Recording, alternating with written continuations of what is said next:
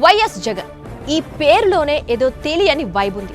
ఈ పేరు వినపడితే పేదవాడి పెదవులపై అప్రయత్నంగానే సన్నని చిరునవ్వు వికసిస్తుంది. రైతు గుండెల నిండా ధైర్యం నిండుకుంటుంది. యువతలో ఎక్కడా లేని ఎనర్జీ ఆవహిస్తుంది. చూడటానికి సాదాసీదాగానే కనిపిస్తాడు. కిర్రు చెప్పులు, ఇస్త్రీ చేసిన మామూలు ప్యాంటు షర్టు, ముఖంపై చెదరని చిరునవ్వు. 9 కోట్ల ఆంధ్రులకు నిలువెత్తు భరోసా ఆ నిండైన విగ్రహానిది. అటువంటిది ఆ మనిషే కనిపిస్తే ఇక పూనకాలే. ఇదే ఇవాళ ఆంధ్రదేశంలో అడుగడుగునా కనిపిస్తోంది. అధికారం కోల్పోయినా ఆయన అడుగు పెడుతున్న ప్రతి చోట జనం ఆయన కోసం ఎగబడుతున్న తీరు చూస్తే పూనకాలు లోడింగ్ అనక తప్పదు. అయితే ఇదంతా ఆయనకు అంత ఈజీగా రాలేదు.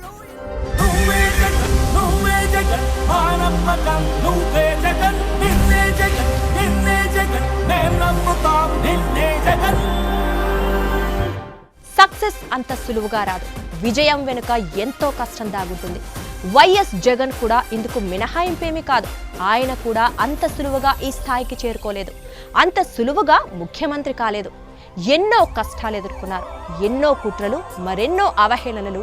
పరిస్థితులు ప్రతికూలంగా మారినా ఎక్కడా ఎప్పుడూ కూడా వెనక్కి తగ్గలేదు. ఎన్ని ప్రతికూల పరిస్థితులు ఎదురైనా నమ్మకాన్ని కోల్పోలేదు. ప్రజలకు సేవ చేయాలనే లక్ష్యాన్ని వదులుకోలేదు. ఒక విధంగా చెప్పాలంటే అదే ఆయన్ను మరింత ముందుకు, మరింత గట్టిగా నడిపించింది. రాజన్న పాలనను మళ్లీ తీసుకువచ్చేందుకు, ఇచ్చిన మాట నిలబెట్టుకునేందుకు ఎదురైన ప్రతి సవాల్ను ఓడించారు. ప్రతి కష్టానికి ఎదురొడ్డి నిలిచారు. జగన్ తండ్రి వైఎస్ రాజశేఖర్ రెడ్డి ఉన్నంత వరకు ఒకలా ఉన్న పరిస్థితులు ఆయన మరణించిన తర్వాత మరోలా మారిపోయాయి. మనవాళ్ళు ఎవరు, పరాయి వాళ్ళు ఎవరు అనే విషయం అప్పుడే జగన్కు అర్థమైంది. ఇచ్చిన మాట కోసం హేమాహేమీలతో ఢీకొట్టారు. కొందరి కుతంత్రాలకు జైలుకు కూడా వెళ్లారు. కానీ ఆయనలో విశ్వాసం మాత్రం ఏమాత్రం సడలేదు. నిజం నిలకడ మీదనే తెలుస్తుందంటూ ముందుకు వెళ్లారు.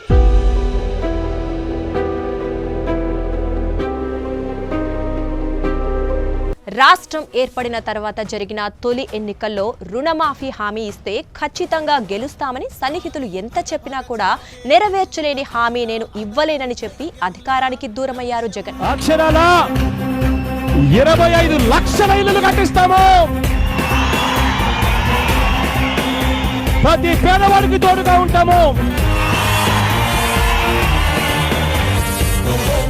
ఇక్కడి నుంచే అసలు కథ మొదలైంది. దెబ్బతిన్న సింహం నుంచి వచ్చే శ్వాస చాలా భయంకరంగా ఉంటుందనే డైలాగ్ను ఇక్కడ మనం అన్వయించుకోవచ్చు. ఓటమికి కుంగిపోకుండా పాదయాత్ర ద్వారా మరింతగా ప్రజాక్షేత్రంలోకి దూసుకెళ్లారు. వైఎస్ జగన్ పాదయాత్ర ద్వారా ప్రజల కష్టసుఖాలను తెలుసుకున్నారు. వారితో మమేకమయ్యారు. కేవలం జగన్ ప్రజల గురించి తెలుసుకోవటం కాదు, ప్రజలు కూడా జగన్ను దగ్గర నుంచి చూశారు. ఆయన ఏంటో తెలుసుకున్నారు. జేజేలు కొట్టారు. తిరుగులేని మెజారిటీతో పార్టీని గెలిపించారు. సీఎం పీఠం మీద కూర్చోపెట్టారు.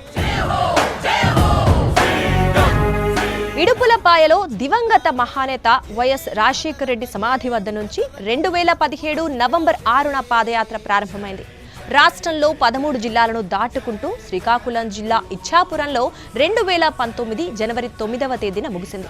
134 అసెంబ్లీ నియోజకవర్గాలు, 231 మండలాలు, 2516 గ్రామాల మీదుగా జగన్ పాదయాత్ర సాగింది. అలాగే 341 రోజుల పాటు 3648 కిలోమీటర్ల మేర యాత్ర సాగింది. 124 చోట్ల సభలు, 55 ఆత్మీయ సమ్మేళనాల్లో వైఎస్ జగన్ ప్రసంగించారు. క్షేత్రస్థాయిలో రాష్ట్రం నలుమూలలా జగన్ పాదయాత్ర చేశారు. ఎండల తీవ్రతను, భారీ వర్షాలను, వణికించే చలిని దాటుకుంటూ ఇలా అన్ని కాలాల్లోనూ పాదయాత్ర సాగించారు. ప్రతికూల వాతావరణంలోనూ సడలనీయక పాదయాత్ర సాగిస్తూ జనం మధ్య అడుగు మొదలుపెట్టి జనం మధ్య విడిది చేశారు.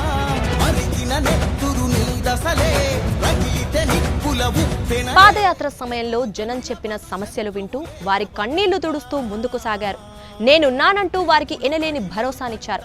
చదువు, ఆరోగ్యం కోసం కుటుంబాలు ఆస్తులను నమ్ముకునే పరిస్థితుల్ని తాను చూశానని, ఖచ్చితంగా ప్రజలకు అండగా ఉంటానంటూ హామీ ఇచ్చారు. వివక్ష లేని పాలనను అందిస్తానని హామీ ఇచ్చారు. అలాగే ప్రజల ముంగిటికి సేవల్ని తీసుకొస్తానని భరోసా ఇచ్చారు. చెప్పినట్టే కులం, మతం చూడకుండా, రాజకీయం చూడకుండా, అవినీతి లేని, వివక్ష లేని రీతిలో ప్రజలకు ప్రయోజనాల్ని అందించారు.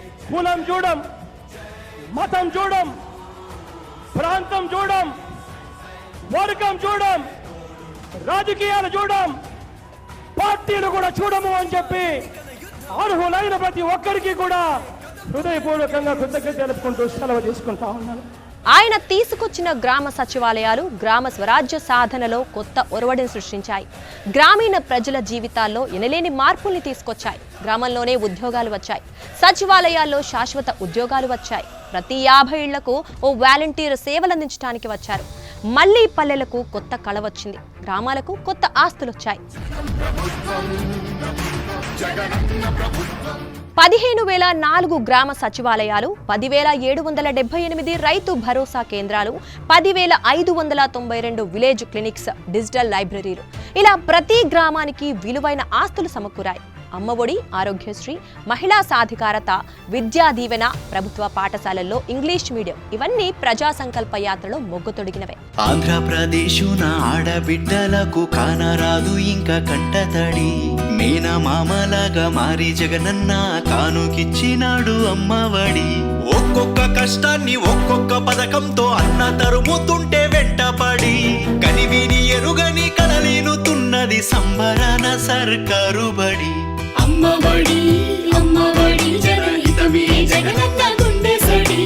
ప్రజా సంకల్ప యాత్ర ద్వారా ఇచ్చిన హామీలు, వాటిని దాదాపుగా అమలు చేయడంతో జగన్ అనే పేరు విశ్వసనీయతకు మరో రూపంగా నిలబడింది. ప్రజా సంకల్ప యాత్ర రాజకీయంగా సృష్టించిన సంచలనాలు అన్నీ ఇన్ని కావు. రాష్ట్ర చరిత్రలోనే చారిత్రాత్మక విజయాన్ని వైఎస్ జగన్ సాధించారు. 6 ఏళ్ల క్రితం మే 23న ఎన్నికల ఫలితాలు వెలువడిన రోజు రాష్ట్ర చరిత్రలో కనీ విని ఎరుగని రీతిలో 175 అసెంబ్లీ స్థానాలకు గాను 151 చోట్ల వైఎస్ఆర్సీపీ ఎమ్మెల్యేలు విజయం సాధించారు. మొత్తం 25 లోక్సభ నియోజకవర్గాల్లో 22 చోట్ల ఎంపీలు గెలిచి చరిత్ర సృష్టించారు. అలాగే ముఖ్యమంత్రిగా పదవీ స్వీకారం చేసిన మరుక్షణమే తానిచ్చిన మాటకు కట్టుబడి వృద్ధులకు పింఛన్ను 2,250కి పెంచుతూ జగన్ తొలి సంతకం చేశారు. మంత్రివర్గం కూర్పులో తనదైన శైలిని ప్రదర్శించారు. బీసీ, ఎస్సీ, ఎస్టీ, మైనార్టీ వర్గాలకు 50% పైగా మంత్రి పదవులను కేటాయించి రాజకీయాల్లో సరికొత్త చరిత్ర సృష్టించారు. తెలుగు రాష్ట్రాల్లో ఎన్నడూ లేని విధంగా బీసీ, ఎస్సీ, ఎస్టీ, కాపు, మైనారిటీలకు 5 ఉప ముఖ్యమంత్రి పదవులిచ్చి సామాజిక న్యాయాన్ని చేతల్లో చూపించారు. మేనిఫెస్టోను భగవద్గీత, బైబిల్, ఖురాన్గా భావిస్తానని తొలి రోజే ప్రకటించిన జగన్ అందులో పేర్కొన్న నవరత్నాల అమలుకు అనుగుణంగా చర్యలు ప్రారంభించారు. బీసీ, ఎస్సీ, ఎస్టీ, మైనార్టీలకు నామినేటెడ్ పదవుల్లో 50% అవకాశం కల్పిస్తూ చట్టం చేశారు. అన్ని కులాలకు కార్పొరేషన్లు ఏర్పాటు చేశారు. మహిళల భద్రత కోసం దేశంలో ఎక్కడా లేని విధంగా దిశ చట్టం తీసుకువచ్చారు. చట్టంగా కేంద్రం ఇంకా ఆమోదించకపోయినా చట్టం స్ఫూర్తిని 100కి 100 పాళ్లు అమలు చేశారు. One exercise which will give safety to the women. Within 6 minutes you have a police vehicle attend to the scene just by shaking the phone. That is the confidence that Disha app gives. అధికారంలో ఉన్నన్నాళ్లు ప్రజల గుండె చప్పుడు నుంచి జగన్ ఎప్పుడూ దూరం కాలేదు. ప్రజా సంకల్ప యాత్ర స్ఫూర్తి పాలనలో కొనసాగారు. అందుకే తిరుపతి ఉప ఎన్నిక, బద్వేలు ఉప ఎన్నిక, కార్పొరేషన్లు, మున్సిపల్ ఎన్నికలు, పంచాయతీ ఎన్నికల్లో విజయ దుందుభి మోగించారు.